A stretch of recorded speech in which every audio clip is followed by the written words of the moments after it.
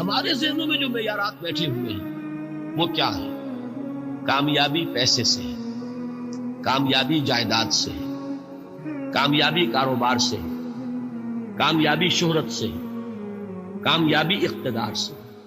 یہ معیارات ہیں. جو جتنا دولت مند اتنا کامیاب، جو جتنا مشہور اتنا کامیاب، جو جتنا پاپولر اتنا کامیاب، جو حکومت پر پہنچ گیا کامیاب، جس نے بڑا کاروبار جما لیا کامیاب، جس نے بہت جائیداد بنا لی کامیاب. یہی ہے اصل میں ساری بس کی گانٹھ. جو تصور کامیابی کا ہوگا اسی کے مطابق آپ کی بھاگ دوڑ ہوگی، اسی کے لیے جد و جہد ہوگی، اسی کے لیے توانائیاں صرف ہوں گی، اسی کے لیے دن رات کی مشقت ہوگی. یہ ہے اصل شے جس کی یہاں نفی ہو رہی ہے. کامیابی دولت سے نہیں، کامیابی شہرت سے نہیں، کامیابی اقتدار اور طاقت اور حکومت سے نہیں، بلکہ کامیابی ہے ایمان سے، عمل صالح سے، تواصی بالحق سے، تواصی بالصبر سے. آپ غور کیجئے اس نقطہ نظر کا، اس ایٹیچیوڈ کا، یہ جو مینٹل ایٹیچیوڈ ہے اس کا بدل جانا ہی انسانی شخصیت کے اندر انقلاب برپا کرے. اب آپ کا نتیجہ کیا نکلا؟ اگر تو دولت سے کامیابی ہوتی تو قارون بہت کامیاب تھا، اگر حکومت سے کامیابی ہوتی تو فرعون اور نمرود بہت کامیاب تھا. کامیابی ان سے نہیں. کامیابی انسان دولت میں قارون کی دولت تک پہنچ جائے اور دنیا میں دبدبہ اور اقتدار اور سلطنت اور حکومت کے اعتبار سے وہ نمرود اور فرعون کا مقام حاصل کر لے، وہ ناکام ہے، خائب ہے، خاسر ہے، برباد ہے. اور ابو ذر غفاری کامیاب ہے، چاہے ان کے پاس کچھ نہیں، جھونپڑی تک نہیں تھی، کوئی گھر نہیں تھا. حضور نے فرمایا ہے اللہ کے کچھ بندے ایسے ہوتے ہیں جو کسی محفل میں جانا چاہیں تو انہیں اجازت نہ ملے، جو کہیں اگر رشتہ کرنا چاہیں کوئی ان سے رشتہ کرنے کو تیار، کہیں کوئی سفارش کرنا چاہے تو ان کی کوئی بات ہی نہ سنے. لیکن اللہ کے ہاں ان کا وہ مقام ہے کہ اگر بھولے سے بھی کسی بات پر قسم کھا بیٹھتے ہیں تو اللہ ان کی قسم کی لاج رکھتا ہے. یہ ہے فرق. یہ جان لیجیے اچھی طرح. اس بات کا مان لینا آسان، اس پر سبحان اللہ کہنا آسان، لیکن اس کے مطابق آپ کے اپنے ذہن کا بدل جانا بہت مشکل. اس لیے کہ ہم متاثر ہوتے ہیں اپنے ماحول سے. وہ بڑا محل ہے، دیکھ کر ایک دفعہ جھجری آتی، وہ بڑی سی 20 فٹ لمبی کار سناٹے کے ساتھ آپ کے پاس سے گزر گئی.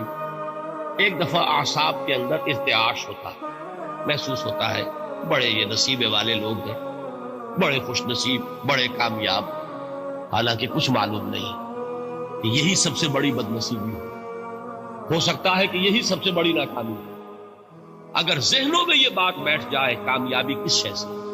یہی وجہ دیکھیے قرآن مجید میں بارہا آپ دیکھیں اولئک هم المفلحون، یہ ہے لوگ کامیاب ہونے والے. آج ہی آپ نے نماز میں وہ آیات سنی، یا ایھا الذین آمنوا ارکعوا واسجدوا واعبدوا ربکم وافعلوا الخیر لعلکم تفلحون. اے ایمان والو، رکوع کرو، سجدہ کرو، اپنے رب کی پرستش اور بندگی کرو اور اچھے کام کرو تاکہ تم کامیاب ہو جاؤ. تو کامیابی کن چیزوں سے ہے؟ یہ ہے سب سے بڑا سبق. یہ ہمارے دل میں اگر بات بیٹھ جائے، ٹھک جائے، تو زندگی بدل جائے گی. صبح و شام بدل جائیں گے، نقشے بدل جائیں گے، بھاگ دوڑ کا رنگ بدل جائے گا، ویلیو سٹرکچر بدل جائے گا. آج وہ ایک چیز نہایت اہم نظر آ رہی ہے، کل نہایت غیر اہم نظر آئے گی. جیسے کہ حضور کی حدیث ہے مالی ولی دنیا، مجھے تمہاری اس دنیا سے کیا سروکار. انما مثلی کراکب استظل تحت شجرۃ ثم راح فترکها. میری مثال تو اس سوار کی سی ہے جو تھوڑی دیر کے لیے ایک درخت کے سائے میں ٹھہرتا ہے سستانے کے لیے، پھر وہ اپنا راستہ لیتا ہے. اسے اس درخت سے مستقل تعلق اس کا نہیں ہے، وہ اس کا گھر نہیں، وہ اس کی منزل نہیں. اسی طرح یہ دنیا میرا گھر نہیں ہے. اب دیکھیے ہم کہتے ہیں انا للہ و انا الیہ راجعون، ہم تو مسافر ہیں، ہم اللہ کے پاس سے آئے، اللہ کی طرف ہمیں لوٹ جانا ہے. کن فی الدنیا کانک غریب و عابر سبیل، حضور فرماتے ہیں دنیا میں ایسے رہو جیسے کہ تم اجنبی ہو یا راہ چلتے مسافر. لیکن یہ طرز عمل کب ہوگا؟ جبکہ یہ آیت ہمارے ذہنوں کے اندر بیٹھ گئی ہو، وَالْعَصْرِ إِنَّ الْإِنسَانَ لَفِي خُسْرٍ إِلَّا الَّذِينَ آمَنُوا وَعَمِلُوا الصَّالِحَاتِ وَتَوَاصَوْا بِالْحَقِّ وَتَوَاصَوْا بِالصَّبْرِ۔ یہ ہے اصل بات جو میں نے عرض کیا تھا کہ میں بتاؤں گا صحابہ کیوں ایک دوسرے کو یاد دلاتے ہیں۔ اس لیے کہ دیکھیے جیسے برف باری اگر ہو رہی ہو، آپ باہر نکلیں گے تو برف آپ کے کپڑوں پر جم جاتی ہے نا، تو آپ جھٹکتے ہیں کپڑوں کو تاکہ برف ہٹ جائے۔ ہمارے ایمان پر اس دنیا میں رہتے ہوئے جب ہم متاثر ہوتے ہیں ماحول سے تو گردہ آ جاتا ہے، برف پڑ جاتی ہے، اس کو جھٹکتے رہنے کی ضرورت ہے۔ اور وہ جھٹکنے کی بہترین اور مؤثر ترین شکل یہی ہے کہ یاد رکھو کامیابی ان چیزوں سے نہیں ہے۔ چمک دمک جو ہے دنیا کی، یہ ساری چمک دمک جو تمہیں رجھا رہی ہے، جو تمہیں اپنے اندر گم کیے ہوئے، یہ لفظ گم پر اقبال کا وہ شعر یاد آ گیا کہ کافر کی یہ پہچان کے آفاق میں گم، اور مومن کی یہ پہچان کے گم اس میں ہے آفاق۔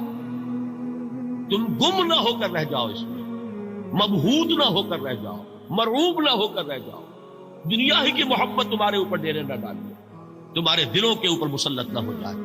لہذا تازہ کرتے رہا کرو، وَالْعَصْرِ إِنَّ الْإِنسَانَ لَفِي خُسْرٍ إِلَّا الَّذِينَ آمَنُوا وَعَمِلُوا الصَّالِحَاتِ وَتَوَاصَوْا بِالْحَقِّ وَتَوَاصَوْا بِالصَّبْرِ۔ پھر یاد کر لو، پھر تازہ کر لو اپنے اس یقین کو کہ کامیابی دولت سے نہیں، کامیابی ثروت سے نہیں، کامیابی اقتدار سے نہیں، کامیابی شہرت سے نہیں، کامیابی جائیداد سے نہیں، کامیابی ہے ایمان سے، کامیابی ہے عمل صالح سے، کامیابی ہے تواصی بالحق سے، کامیابی ہے تواصی بالصبر سے۔